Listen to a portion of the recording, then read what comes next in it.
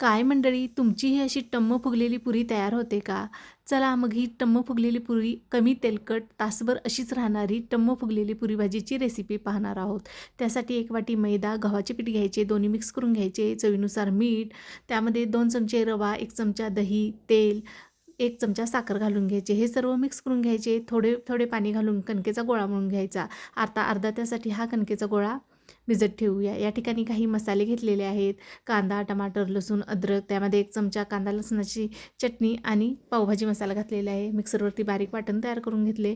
त्यानंतर एका पॅनमध्ये तेल घालून हे सर्व मसाले तेल सुटेपर्यंत परतून घेतले. शिजवून घेतलेला बटाटा घालायचा आणि 1 वाटी पाणी घालून थोडंसं मीठ, साखर घालून झाकण ठेवून 2 मिनिटं याला शिजवून घ्यायचं. थोडीशी कोथिंबीर घालायची. पुरीबरोबर खाण्यासाठी भाजी तयार.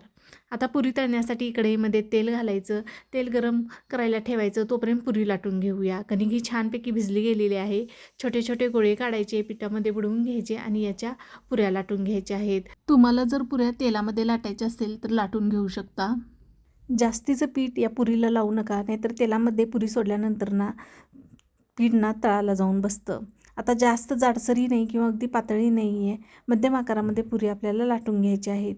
आता छानपैकी पुरी लाटल्यानंतर आपण तळून घेणार आहोत. बघा, अशा आकारामध्ये मी पुरी लाटून घेतली. तेलही अगदी कडकडीत गरम करायचं आणि मध्यम आचेवरती आपल्याला पुऱ्या तळून घ्यायच्या आहेत.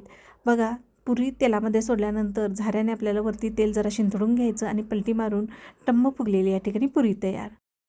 कमी तेलकट टम्म फुगलेली पुरी या ठिकाणी बनवून तयार. ही पुरी बटाट्याच्या भाजीबरोबर खा. रेसिपी आवडल्यास लाईक, शेअर, सबस्क्राईब करा.